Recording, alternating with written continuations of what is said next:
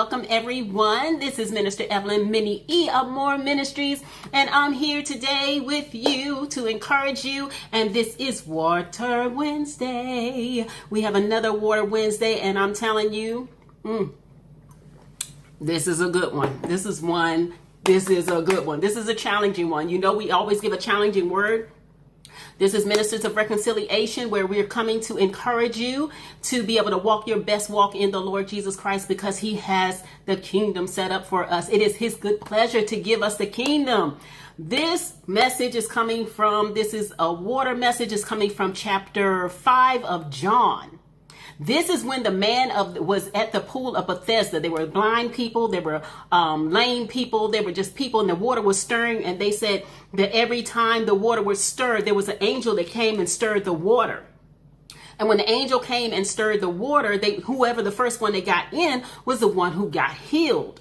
And so Jesus was walking by this day, and he said, he saw the lame man. He was a matter of fact, he was a paralytic. He was he was paralyzed. And he said, do you want to be made whole? And will you be made whole? And the man was like, well, every time I try to get in the water, somebody else get in front of me and I just can't get in. I'm trying. Basically, he was giving Jesus all these different things and telling him how he was trying to get in the water. And Jesus told him, take up your mat. He said, get up, take up your mat and walk. And the man got up, took up his mat, and he walked. Now, come to find out, the man didn't even know anything about Jesus. He did not know it was Jesus. He just heard the command that came forth. He got up and he walked. And so you know how the Pharisees and the Sadducees are. They was like, who told him to heal you on the Sabbath day? And who was this that healed you? He said, I don't know who healed me. I don't know. He just told me, take up my bed and walk. And I did, and I'm healed. So Jesus went and he saw the man again, and he told him, he said, listen, he said, let me see what it says. It's in verse 14. It says, and later Jesus found him at the temple gate. He said, see, you are well again. You're well again. And he said, stop sinning or something worse will happen to you. Like, don't go back to your same way of life. Now, wait a minute. We got to take this in, because first of all, he followed Jesus, didn't know who he was. At his word, he gave a command. Second of all, the man had been there 38 years. 38 years paralyzed. 38 years unable to take care of himself. There are some people who have been in a condition 38 years or for many years, and they're unable to take care of themselves. But God is saying, listen, don't turn back to your old ways to be provided for. I need you to find out another way. I have another way. I made you with all the creativity that I spoke the world into existence. See, when this man was healed, he didn't even get back in the water. Jesus didn't take him to the pool where the angel was stirring up the water. Jesus didn't do that. He spoke the word. Remember, we said that rivers of living waters are flowing from us. So the water of life, Jesus himself spoke to him, but the man didn't even know it was Jesus. He just knew that the power came forth. He just knew, look, get up and walk. And he got up and walked. This is telling us the power that we have in him. Now, listen, this man needs to be able to provide for himself, because Jesus already told him, don't go back to your old ways. Don't go in there and start sinning and thinking something worse will happen to you. You want to be back in this condition again, or you want to be healed? You want to stay healed? You need to keep your healing. We need to keep our healing. This is a word for us. We need to keep our healing. First of all, we need to find out how to get out of these conditions that we're in. I got something for you today. As you all know, the Lord has been taking me through this big transition. We are in uncharted waters here. Like, the world is in uncharted waters. Like, all of this stuff is new. The way we are producing our finances are new. All of this is new. But God is saying that he wants his kingdom to prosper. It is him who gives us wealth. He gives us the power to get wealth, according to Deuteronomy 8:18. He gives you the power to produce wealth. That means he gives you the provision. He gives you the way. He gives you an idea. He gives you the ability to get wealth. It's already in us. We're made by him. He's the creator. So we have creative ability in us. So some of us are looking for ways to get out of situations, but it's already there. Like, how many like to write? How many can edit a book? How many can read? How many can pick out people's punctuations like nothing? Like, you have an editor. Like, we're writing books here. How many do poetry? How many know technology? How many can do a website? Look, I wrote down some stuff. Listen, how many can design a website? How many can proofread? How many are teachers? You could be an editor. You could be a writer. You could be an encourager. Like, you can make money doing these things. You could be a dancer. You could be a speaker. You could be a photographer. You could be good in sports. You could be good in gaming. You can be good at directing. You could be an administrator. Listen, if God is calling me to build an academy, how am I going to pay an administrator if the Christian whole attitude is because they are Christians, they don't get paid? But we're going to go out and we're going to make sure that the world has its wealth. You're paying your rent. It's a monthly bill. Every month you're going to pay that bill. The world has a monthly or yearly, a whole cycle of payments that they're going through, making their money. And you're going to pay your rent. You're going to pay your car note. These are monthly bills that are going on to keeping the world in a cycle of trade and finance. It doesn't, like I said before, it doesn't always have to be a financial trade. It could be a gift trade. It could be a trade of anything, any kind. Like, I have a service, you have a service. I have a need, you have a need. God is trying to build up his kingdom, guys. We have got to get in place. We have got to change this mindset. You've been tithing,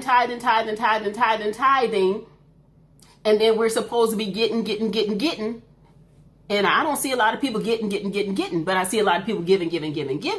And so now we need to figure out what happened in the midst of all of this. What went wrong? Because now that I'm out from under, I would say, the organizational religion, I would say, and I'm giving to people who are trying to take care of their families. I'm giving to children who are in need. I'm giving to different places where there is a need, and God is restoring unto me. Now it's circulating.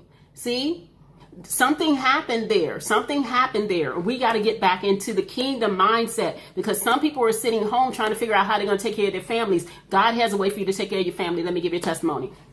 So, I'm going to the school, to the Worthy Healing Academy. So I had one coaching session with my coach, and, she's also helping me with the business aspect. And so she said, okay, well, what I need you to do, because she said, I know you want to save the world. I understand that, but I need you to narrow it down to a certain age group. I need you to narrow it down to a certain product, to, a certain situation. And so I said, okay. She said, do an avatar. I had to look up what avatar is, but for short, I would say it's a character, a make-believe character that depicts a real situation. Okay. And so I was like, oh, I got a good one. I know one. So I called the person. I got their consent to be able to use their information and their testimony for this avatar. So I gave the information to my granddaughter, and I'm like, okay, can you do this for me? And, I didn't hear anything. And then a week later, she was like, well, I don't know if I can do this. I mean, she just didn't have the vision for it. And so I was like, okay, Lord. Now the Lord had already told me to wait. So I went on a 3-day fast, and I'm like, I'm not going to do anything. First of all, I don't understand the word wait. To be honest with you, with all these, this is due at this time, that is due at this time, this has to be done, that has to be done. I'm like, Lord, I don't understand the word wait. I really don't understand what you mean by wait, because things are coming up to be able to be taken care of, and I don't understand. So, but I said, I'm on this 3-day fast, so I'm just not going to do anything these 3 days. After the 3rd day, I was going through doing my thumbnail. The thumbnail is the little picture that you see before you turn on the video. And I was doing the thumbnail, and I saw on there avatar. I was like, as I was going through the pictures, it said avatar. I said, they got avatars? They have avatars? I've never seen that before.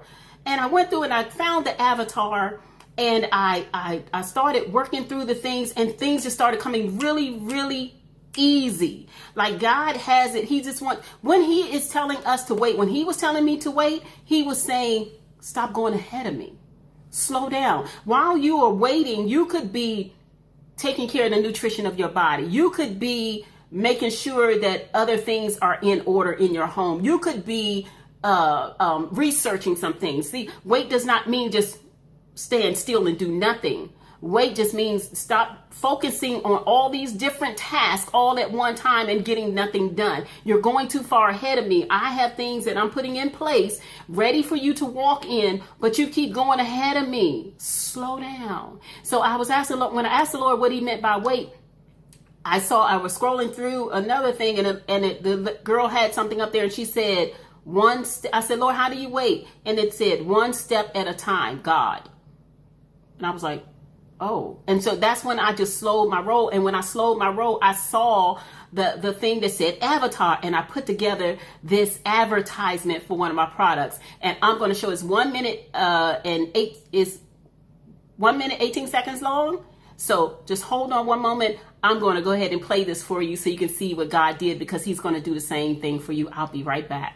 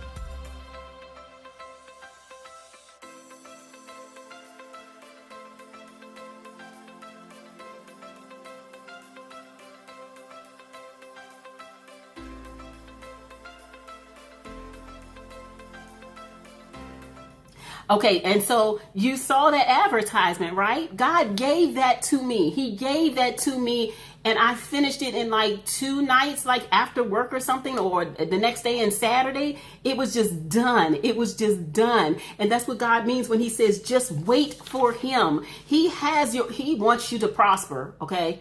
He wants you to be prosper and to be in good health. He says that. And we can go to the Lord. You said you want us to be prosper and good health. You said you want us to be lender and not to borrow. You said we're the head and not the tail. You said and he will show you how to get those things and to do those things. But meanwhile, I'm here to be able to be an example, because I'm starting from ground zero, people. I don't know any of these things. And God is still saying, I want you to do this. They already have an academy. Somebody else already doing this. I ask you to do it. Settled. He asked me to do it. I'm going to do it. Do I know how to do it? No. Am I going to do it? Yes. It's going to be great? Yes. Because now when he says to wait, it means trust me. I got you in this. Trust me. Have faith. And that increased my faith. My faith has been increased, and now I'm increasing your faith by telling you this. So the guy did not know who Jesus was. The living water flowed from him. He did not go into that pool. God is not taking us the same way that everybody else is going. He has a different way for us to go. He has different things for us to do, and he will do it at our pace, at his pace. He doesn't want us to go ahead of him, and he doesn't want us to go too slow. So we have to be in sync with what the Lord is doing. So thank you so much again for joining me in more. So remember this: whatever you say it in love. Whatever you do it in love. And wherever you go in peace. God bless you till we meet the next time with more.